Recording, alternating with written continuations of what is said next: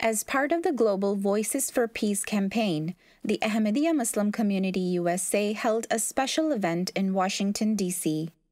On behalf of the Ahmadiyya Muslim community, I'm honored to welcome you today to the official launch of Ahmadiyya Muslim Community USA's Voices for Peace campaign.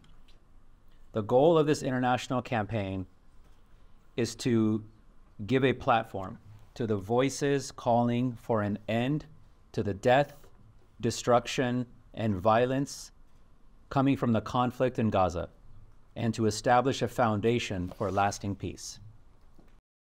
More than 125 people, including staff members from various U.S. congressional offices, participated in the timely hour-long discussion at the historic Rayburn Building on Capitol Hill, which featured speakers that included House Representative Jim McGovern, Dr. Craig Considine of Rice University, and Azhar Hanif Sahib, Naib Amir and missionary in charge of the Ahmadiyya Muslim community in the United States. I would like us to draw our thoughts toward the wellspring of the Holy Quran. It says, first and foremost, to come, O people of the book, to a word that is equal between us and you. At this time, what is equal between us and our fellow believers who are Christian or Jewish of faith? And I believe that is this overarching desire and determination that there should be peace in this world, and there should be an absence of inhumanity toward any and all people. All Christians, all Jews, all Muslims, and all people, believers, or having no belief as they may desire. We have to get a lot more serious about what nonviolence can look like. But let me also say that peace is not merely the absence of violence.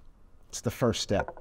But a genuine peace is something that is much deeper. It goes to a social, it goes to a spiritual level, where you can see eye to eye with your peers. You can understand your peers. You can agree to disagree with your peers. That's a genuine peace. Representative McGovern, who serves as the co-chair of the Tom Lantos Human Rights Commission in U.S. Congress, joined academics and faith leaders at the event on Monday to discuss how to de-escalate the conflict in Israel and Palestine. And I think it's particularly important that you are all here at this moment, because the world needs some humanity right now. We can't forget our humanity. And I've met with many of you in this room on many subjects over the years.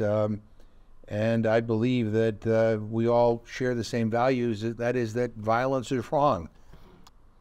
But I also believe that that we should have a ceasefire at this moment, because I think that we saw during cessation of hostilities actually positive things were happening.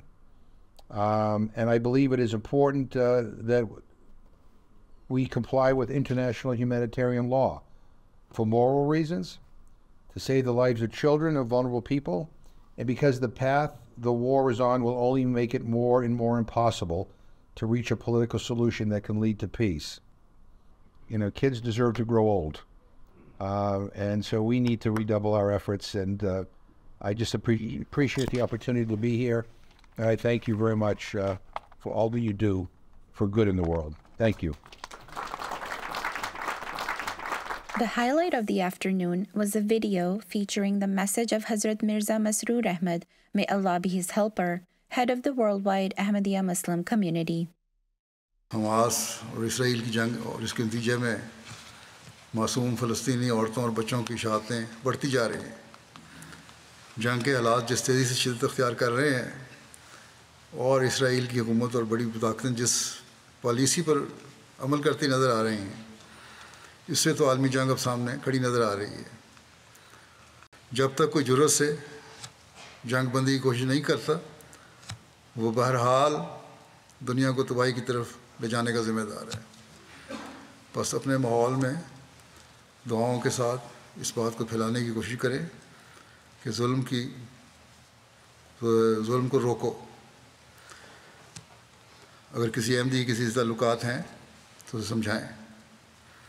यही जुर्रत है, यही अल्लाह ताला के हुक्म पर अमल करने का मयार है। Attendees also heard a recorded message from Karim Khan, the chief prosecutor of the International Criminal Court. This is a perilous moment that the world is facing. Around the world, we see human suffering. We see an absence of peace and a burgeoning amount of conflict, heartbreak, and devastation. The ICC is actively investigating situations around the world, including the Palestine situation. We also have jurisdiction, I've stated quite publicly, in relation to the events of the 7th of October in Israel, if they're committed by the nationals of state parties, Palestinians or any other state party for that matter. So this is a time for action. It's not a time for hot air. It's a time for people to feel the shelter of the law. And in that quest, it is my prayer that voices of peace prevail, and the old adage that there could be no peace without justice is rendered vivid and actionable. Hopefully this is the start of a national movement, of a global movement, talking about peace. Let's talk about peace. Let's talk about nonviolence. This is a good start. World leaders have been making policies which we see are affecting not only the Middle East, but a potential for escalating a war beyond the Middle East, even back into our own nation. And that's what Azur talked about. And therefore he encouraged us to go forward and to speak to the nation's leaders, including U.S., and give them this message that now is the time they need to understand how they can create peace in Palestine, resolve this issue in the war, in the humanitarian crisis, and prevent what is the greater worry is a World War III breaking out by these policies that are leading toward that right now. So with today's event, what we're really trying to accomplish was the ability to bring together diverse voices from different backgrounds, and especially from the congressional area, from the political leadership, in the academic area, having scholars come, as well as religious area from a faith-based value system, to really encapsulate this idea that we all are striving for the same thing, which is peace. As instructed by the head of the Ahmadiyya Muslim community, through such events and most importantly prayers, we will inshallah continue our efforts to bring an end to the injustices being faced in the Middle East and across the world. This is Farah Mirza reporting for MTA International USA Studios.